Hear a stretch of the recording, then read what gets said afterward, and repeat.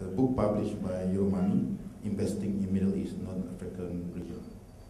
Can you share with us, now we're talking about Malaysia going to say to the Middle East, what was some of the things that you can share with us? Okay. Yes, my perspective I think is very different from my colleagues on this panel. Because Aberdeen is a foreign house coming into Malaysia with a global expertise. CMB Principal has a major foreign partner with offices all over the world and linking with them for Islamic finance and going back out. Yeah? RHB is a local house, but very much supported by, I think, can I say government? So, okay. So, for my perspective is that we are homegrown, Malaysian-owned, okay, albeit at the holding company level, we have a single largest shareholder who is foreign, ANZ, but who does not have any other fund management businesses elsewhere in the world. They're a retail bank, so their only asset management business in the whole ANZ group is ours. So as such, we, by default, have to be the global hub for the global expansion right here in Malaysia, Malaysian-owned. Now, how do I do it? If you think about it, okay? So how do I turn things upside down with these supposed disadvantages? Luckily for me, the whole world economic dynamics is changing. For example, because of the global financial crisis, many of the global houses, well, banks, for example, are disaggregating. Is that the word? Disaggregating. In fact, many banks and insurance companies have sold off non-core businesses, which includes asset management companies and other things.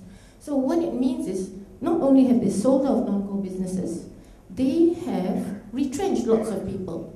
So what happened is that there are all these skill sets all over the world, on the streets, retrenched. And what is happening is, some of these very experienced people have re-aggregated themselves. So, can you imagine the vertical, comprehensive vertical model, which has everything all in-house with footprints all over the world, disintegrating, and each of these functions have re-aggregated into global specialized functions.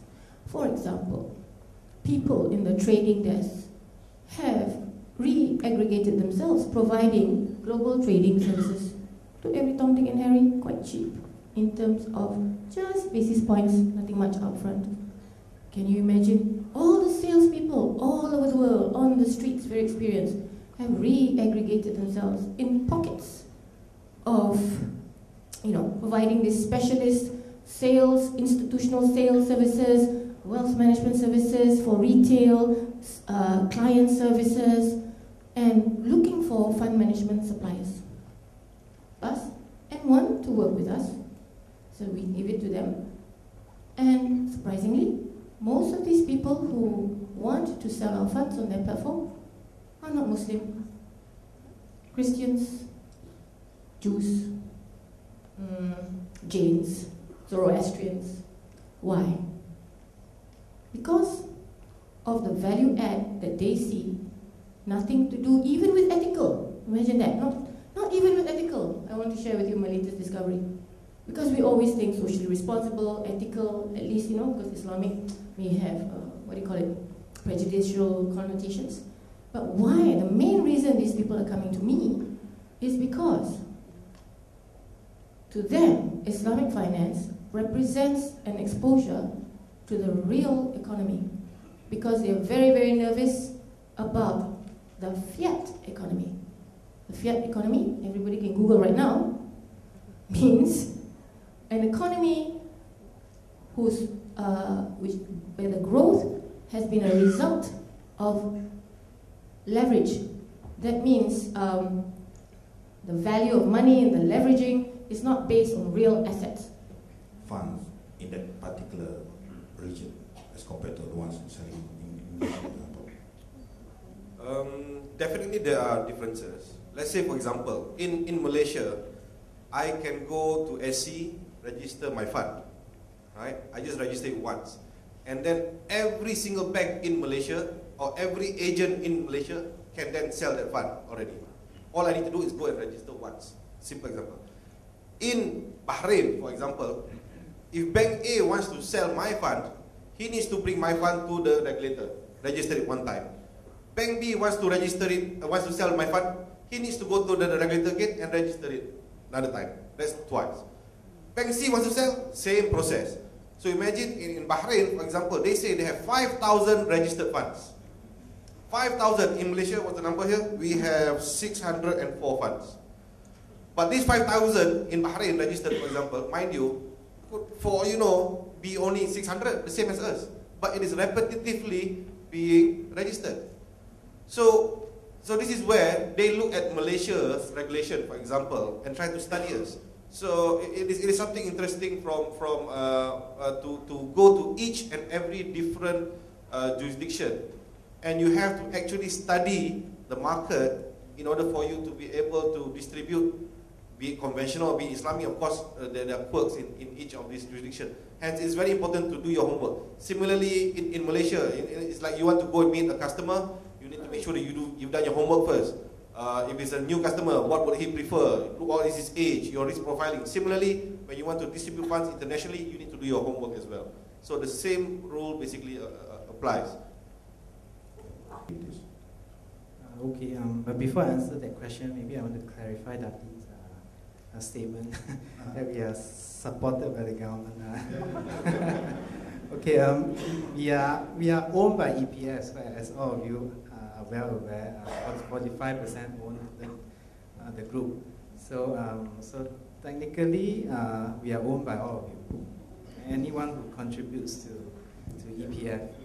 So we are not owned by the government. So we are owned by the Rakyat. So that I think that is quite clear there. And being part of EPF group doesn't mean that they will support us automatically. Actually, just like any one of you who are parents, who the way you educate your children, you are a lot stricter to your own children than your nieces or your friends' children and so forth. So don't think that we are having this easy life and a bed of roses. Actually, we are suffering like nobody's business. So I hope there's no EPF people here, but that is the truth. EPF has brought in a lot of discipline to the entire group in terms of especially compliance, risk management, legal systems, infrastructure, and so forth. I think that was the first area that they actually came in to tackle rather than the business side trying to give us business. So you can be rest assured that all of your money are well spent. Any amount that is spent on RHP are actually reaping you good returns, which is translated in your dividend. Okay, and so back to Najib's question on the plan. Yes, Islamic business is relatively not actually very new. Actually, RHB Islamic Bank is the first Islamic bank in the country. First public Islamic bank.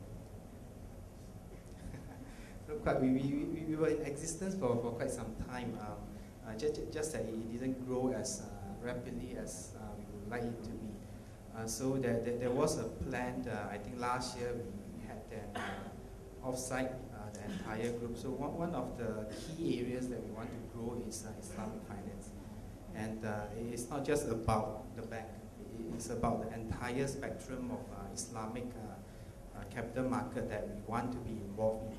So that includes asset management and unit trust. So moving forward, there are very huge plans for the group regionally. I'm sure you are all aware that we are in the process of getting married to someone. So once that marriage certificate is signed, then we will have presence, including RHB's own presence in 9 locations, 9 countries, 8 countries, 9 locations. So all of it would include, in some part, Islamic finance. And in certain countries, that would be a huge part of it. In certain countries, that might be just a window. So, but nonetheless, it would be a huge part of the group's aspiration. And we would like to grow our Islamic assets within the group, at least the composition, to at least on par with the conventional side. So I think over the next few months, you'll be able to see some changes even to your RHB Bank branches, as well as all your easy networks that we have. And in total, if you realize RHB has about close to 500 branches and outlets, and we are the 3rd largest provider of ATM. So all this you will see a very different facade to the whole approach that RHB Banking Group is going to take, especially towards Islamic banking. Yes. Yeah, I just wouldn't limit it to BRIC. BRIC was a concept developed by initially the World Bank. Our strength and our expertise are more in global emerging markets, which is essentially 40 countries rather than just 3. Yes, we are big investors in Brazil, India, and to a lesser extent China and Russia. Our aim is obviously to give investors where we are based an opportunity to buy the funds which have been readily available to people in other parts of the world. Our business in Malaysia as a foreigner has certain restrictions to it. So we cannot do retail funds on the conventional side, but we are allowed to do retail funds on the Islamic side. And we are in the process of launching something within the next few months, pending regulatory approval. That would be the first retail funds that we're putting on the platform in Malaysia, which would give the retail market here access to our Aberdeen funds, which has been in existence for the last 20-25 years. Obviously, a Sharia compliant version of that. The aim is not for us to fly the Islamic flag. We are not moral guardians.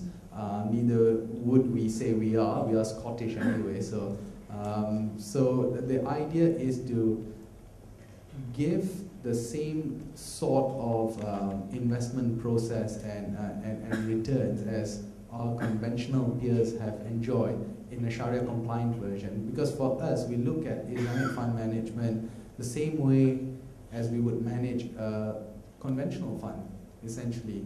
We draw on the same expertise, we do the same company research. It's just that your portfolio composition is different. Operational elements would be different as well. Rather than putting your excess cash in a normal account, you put your excess cash in a Sharia deposit account.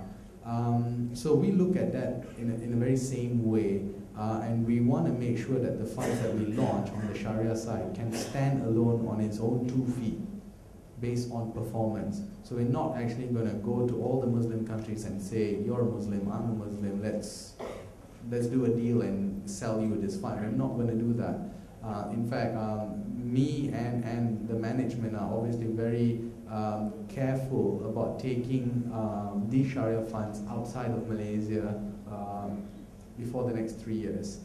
We want to make sure we launch it, we understand, we bed it down, and then we will slowly take it out. We do have platforms and footprints in a lot of countries, but we've got to be quite realistic where these funds can sell and where these funds can't sell. So I think we take a very realistic approach to our business. In terms of how big the contribution of Islamic funds are, as a group we manage 300 billion US dollars. So even 1% of that is $3 billion US dollars, and that's a lot of money to raise. As a portion of our group, would it be a significant contributor? No, simply because the group is big. But is it something that we're spending a lot of time and effort on? Yes. Because it will grow, but like a lot of things which are growing, you've got to be very patient and got to take those initial steps, because the industry is still very nascent. Regulations are not properly developed, and we spend a lot of time, and this is something my fellow panelists can agree on, is that we spend a lot of time on the road meeting clients and spending maybe about 3/4 of our time explaining what Islamic finance is before we even start talking about the fund. So a lot of education needs to go into understanding what is an Islamic fund versus a conventional fund before we can take the next step. Your personal observation, nothing. Has to be personal. To me, firstly, this financial crisis has been a blessing for Islamic finance. I totally agree with what Jalil mentioned, what Ratin Maznah mentioned. Whatever they mentioned is correct. Islamic finance, with the current crisis, it has actually brought Islamic finance up into the radar of every Tom, Dick and Harry. Right? Before this, for example, people might say that, Islamic finance, don't waste my time. Right? But because of this crisis, people are losing their money. Suddenly people are looking at options. People are looking at alternatives. And where do they go? This is one of the options that's available, Islamic finance. However, bear in mind that Islamic finance, relative to the conventional, it is relatively new. It is quite new. I mean, conventional finance has been around for hundreds of years. Islamic finance, only the last 2 decades or so. Right? So in that recent years of Islamic finance development, we are still what I would define as still in the infancy stage. We are still learning, we are still walking, and you know how like toddlers, for example, when they learn to walk, they will tend to tumble. Right? So in Islamic finance, similarly, we are walking, and then sometimes we face a small bump on the road, we will tumble. Hence, all of these instances, these small rotten apples that happen in the Islamic finance industry, for example, the cases that you were quoting, the one that Jalil was mentioning about forestry and whatnot. These are the things that are currently happening.